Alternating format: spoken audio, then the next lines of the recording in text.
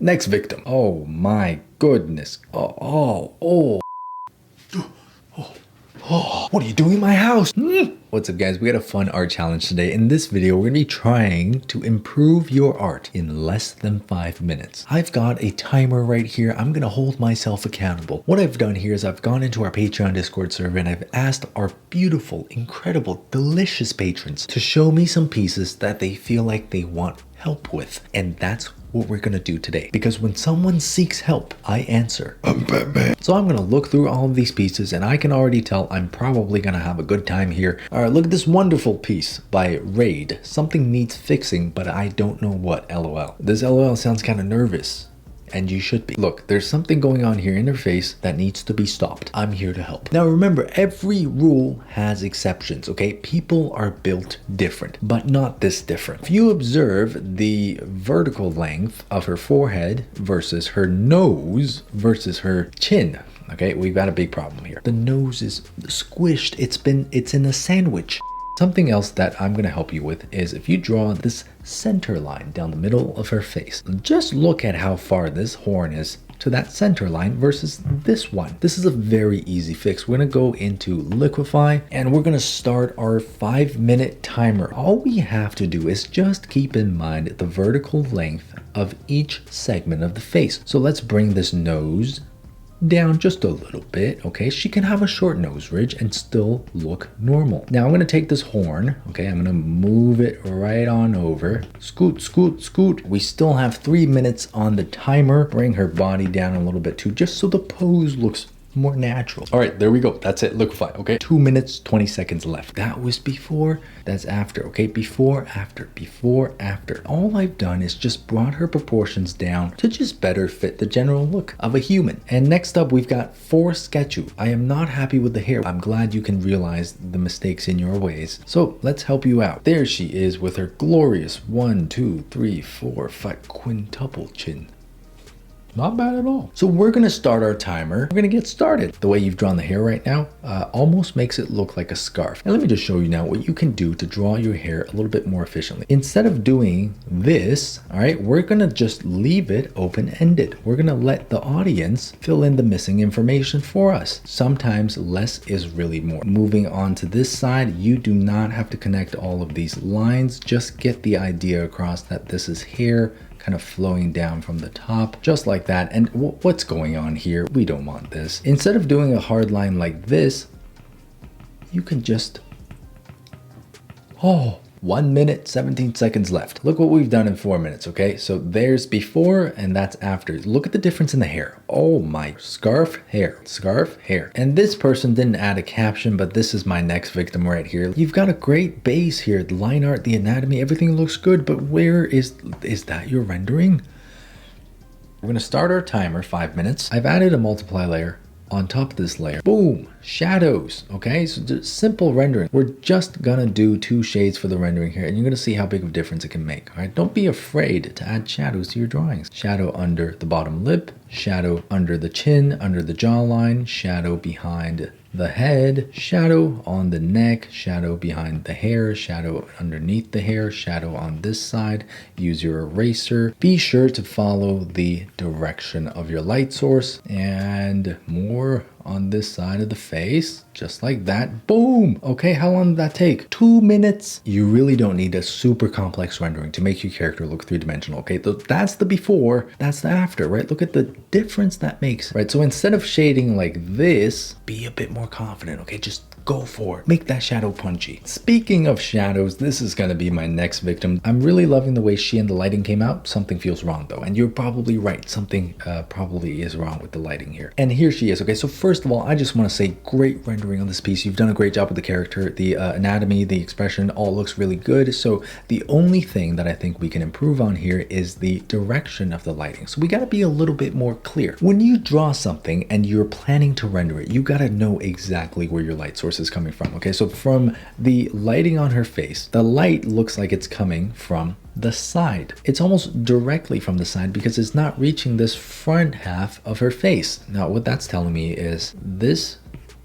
light shouldn't be here, and that's also telling me that this light probably wouldn't be here either, nor will this light be here. Okay, so we're gonna just paint over the boobies. On the shoulder, you might get more shadow creeping up towards this way as well. It's not gonna be as close to the elbow crease as you think. I'm gonna take this shadow here, make it a nice triangular shape, because usually this lighting scenario will produce something that looks like a triangle on this side of the face. Now I'm going to move up towards the hair. Again, just follow the direction of the light. Make sure the areas where the light is going to hit is going to be lit, but the areas that are not going to be reached by the light should always be in shadow. Now, if the lighting does find its way to the front, it's most likely going to be on the side of the booba, and there might be a little bit more diffuse light right there on the other side. All right, so we've stopped there before the clock ran out. So the thing that you thought might have been wrong with the painting might just be some small discrepancies in terms of your lighting. All right, so that's the before. You can see the lighting kind of bounces all over the place, but once we've made our edit, you can now clearly determine that the lighting is coming from. Next victim. Oh my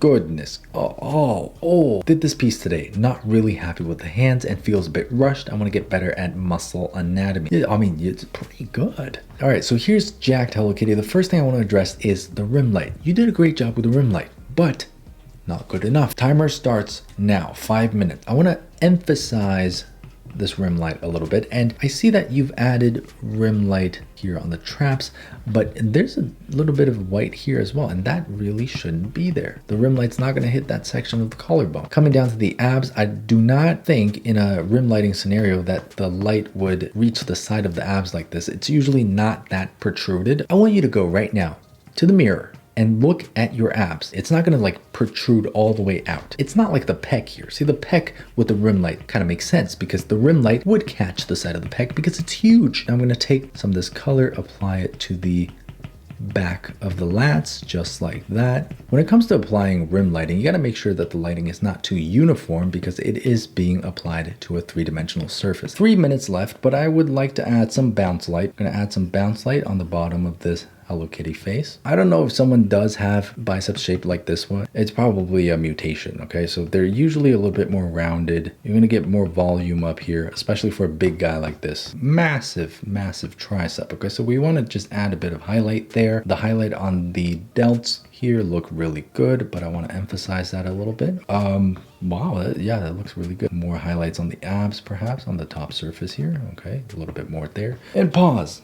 48 seconds left, okay? Great, look at that. So that's the before, that's the after. Very small changes, but you can see the difference, right? Like before, after. The lighting looks a little bit more mature.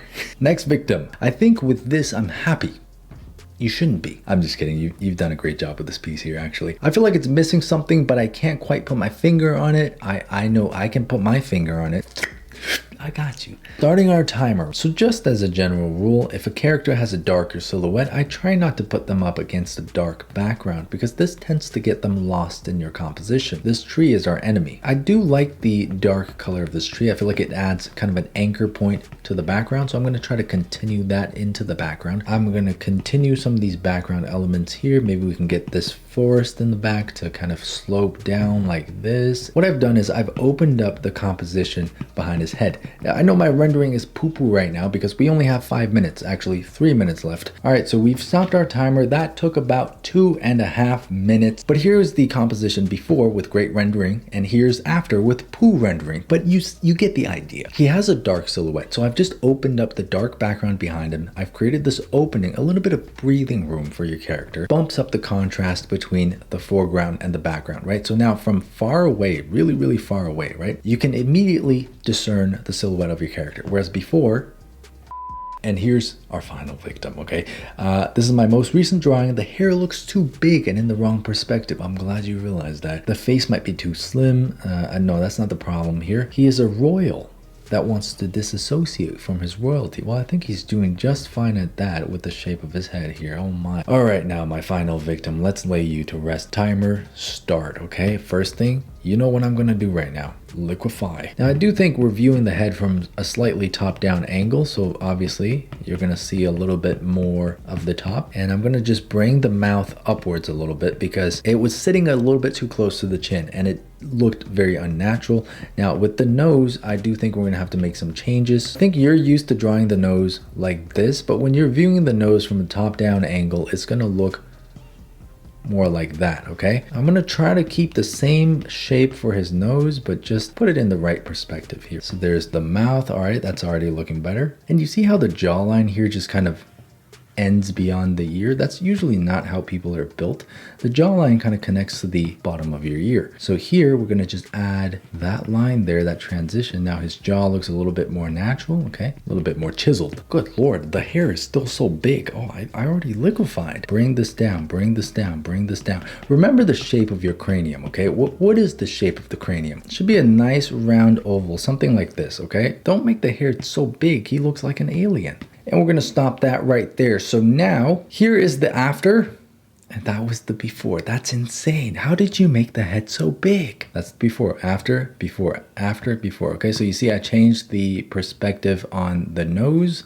I moved the mouth up a little bit, and of course I shrunk the head down. He's looking like a McDonald's ice cream cone here. Anyway, so that was the last of our victims. I hope you guys found this video helpful. These are just some very fast and simple drawing tips that might help you improve your drawings a little bit within 5 minutes. Subscribe to my channel if you want to see more content like this, and join my Patreon if you want to be a part of future videos such as this one. And with all that being said, I'll see you guys on the next video.